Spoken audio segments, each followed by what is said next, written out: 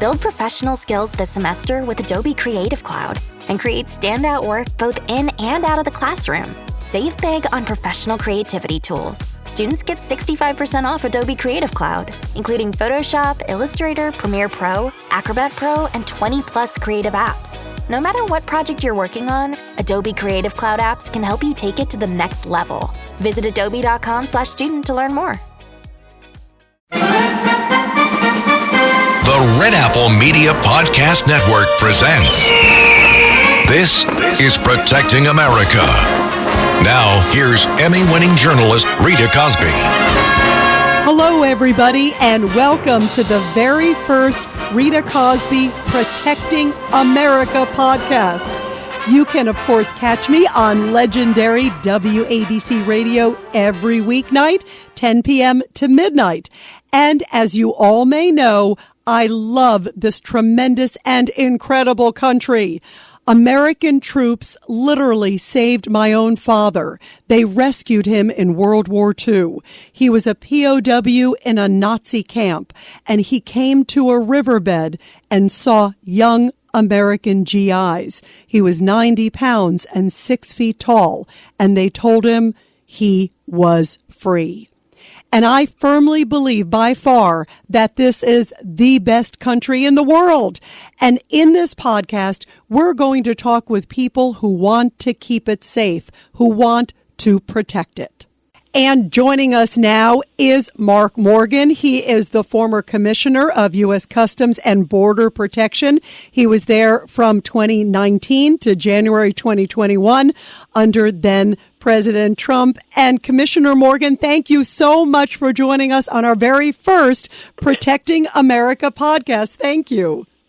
Well, Rita, thanks for having me. And, when you told me about it and you asked if I would come on, I think that was the fastest yes I'd ever provide because I think you're awesome as well, and you provide a great service to this country. So I appreciate everything that you do, and thanks for having me on. Thank you so much. And your whole career and your life embodies keeping this country safe, Mark, and it's just an honor to have you here.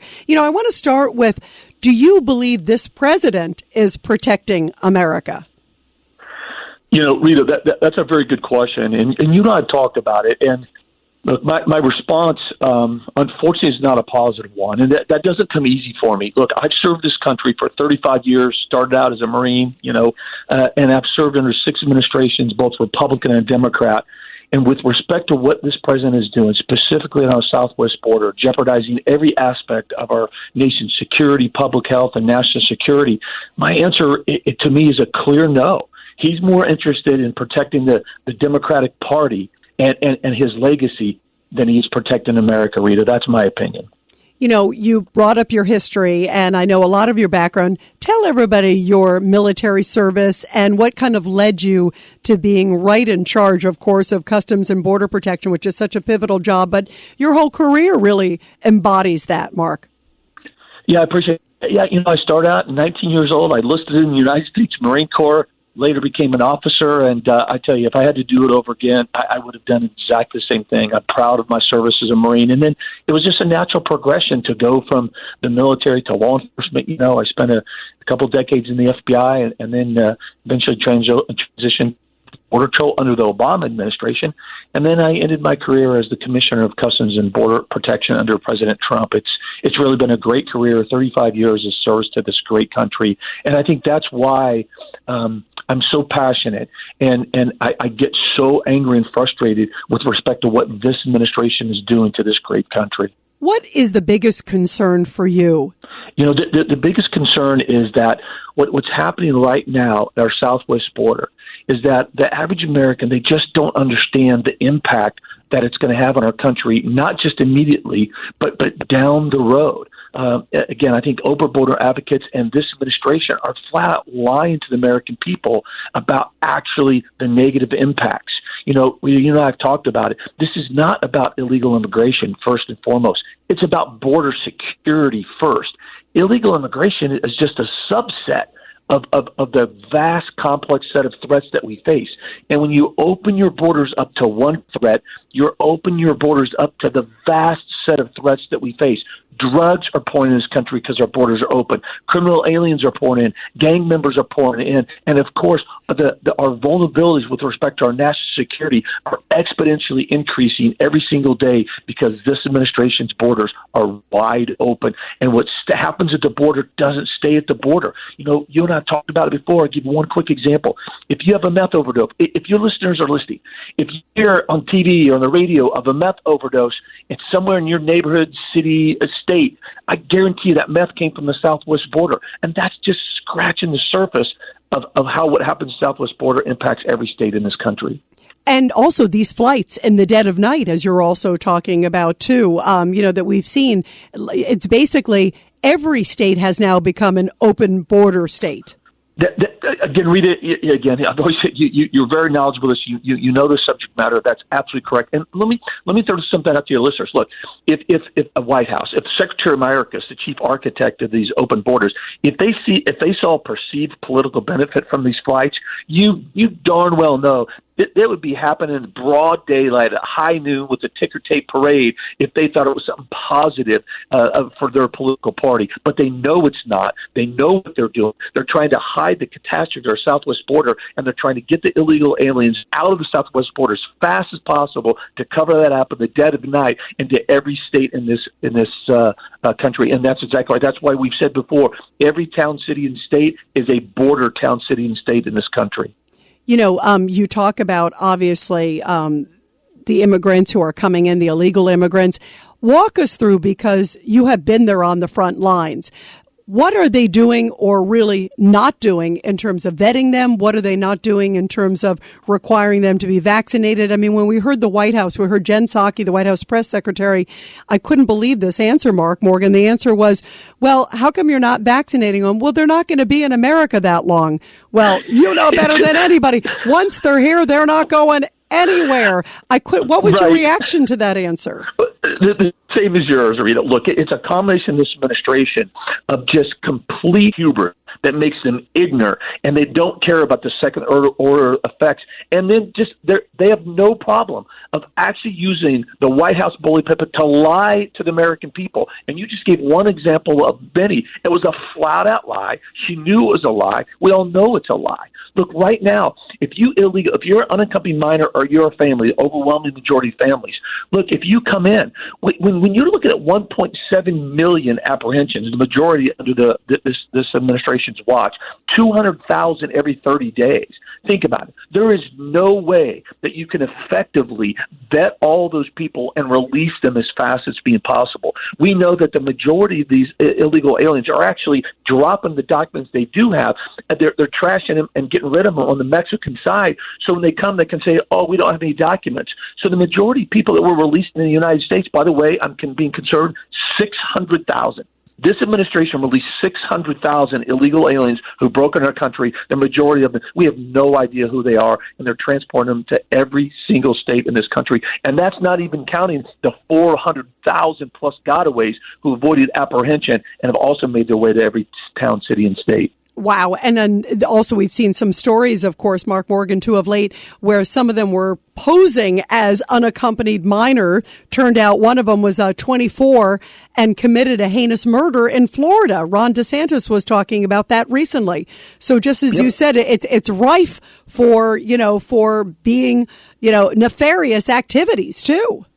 Again, you were spot on. Look, and that's just, look, we called that. We said, if you do what you said you were going to do and continue to do that, an American citizen is absolutely going to die. And now we have a fake unaccompanied minor who's actually 24 years old, said he was 17.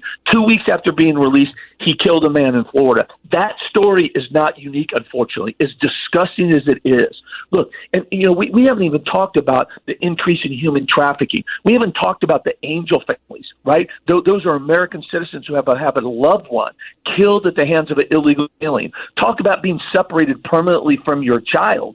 This administration is doing that every single day. There are thousands of angel families. And, oh, by the way, while they're contemplating paying illegal aliens up to $1 million per family, guess how much the Department of Justice pays angel families, again, who have a loved one die at the hands of an illegal alien? Not one penny, not 1 cent. It's insanity, and it's disgusting, and it's absolutely irresponsible. No, you're right. The contrast is just unbelievable. And you brought up, first of all, our heart breaks for these angel families because, and Kate Steinle, remember that case made so many headlines. There are many families like that, and they are just saying, please keep this border safe. On the other end, we also, on the migrants, the fact that the president, Mark Morgan, first of all, called it garbage when there was that report that they might get paid up to $450,000, per individual is shocking. And then he went back and it was like somebody was telling him, no, we actually are doing some settlement deal. What is your reaction to that? I had Chad Wolf, who I know you know well, Mark, on my show. And he said that what happened in this case, and I want to get your thoughts and your background on this, was that actually that parents came to the border. They were given a choice. Do you want to go back with your child to back where you came from because you're here illegally, or do you want to allow your child in because only your child can come in? And those families consented to keeping their child in, separating them and staying in America while they went back to their home country or wherever. And now they have the audacity to sue. Is that correct? Yeah, Chad's absolutely correct. I'll use a more, I think, harsh word, is these parents actually refused at great taxpayers' expense. They were saying, okay, look, you've broken into our country after you've been processed for committing a crime. We're now going to say reunite you with your child, and we're going to remove you. And the parents said, nope, refused. They refused to be reunited with the child, and they actually elected to go back to their home country and leave their own kid in the United States. This administration doesn't tell you that. And there are those numbers are not inconsequential as far as the number of parents who refuse to take their child back. But you won't hear this administration talk about that. And rather, those parents could get up to $1 million for illegally entering the country and then refusing to take their own child back. On what planet does that make sense? It makes about as much sense as firing a Border Patrol agent that refused to get vaccinated while an illegal alien not isn't tested, let alone get any mandate to get vaccinated. And they're going to be released into the country. Again, it's just hypocrisy. It is, and that double standard, I think, is just infuriating Americans across the board because they're saying, wait a minute, what about our heroes? What's happening to our heroes, or even, the heroic angel families, the 9/11 families? You just think about all these people. They're not getting a dime, or they're getting forced to be vaccinated. They're getting forced all these things.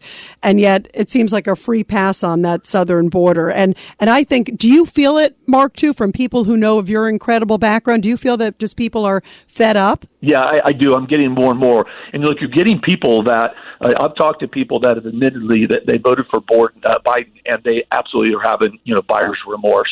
And look, as this day, this solemn day, this incredible day that we're celebrating veterans in this great country, you've got a Department of Justice right now is contemplating again paying $450,000 to an illegal alien per person. That is.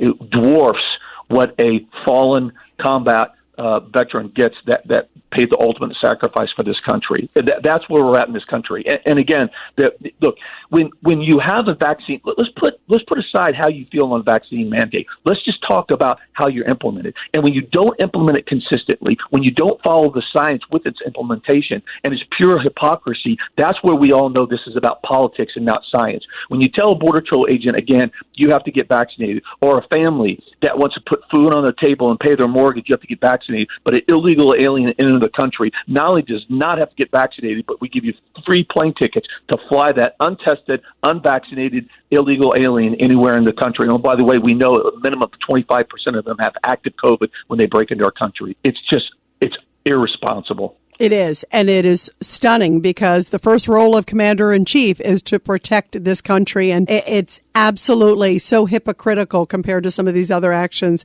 that we're talking about. Everybody, we're talking to Mark Morgan. Mark, I just want to ask you, as we're talking now, the quote, mother of all caravans is supposed to be headed this way. We saw those images under the Del Rio Bridge in Texas, which were just stunning, I think, to any American seeing just the number and them right there in Texas.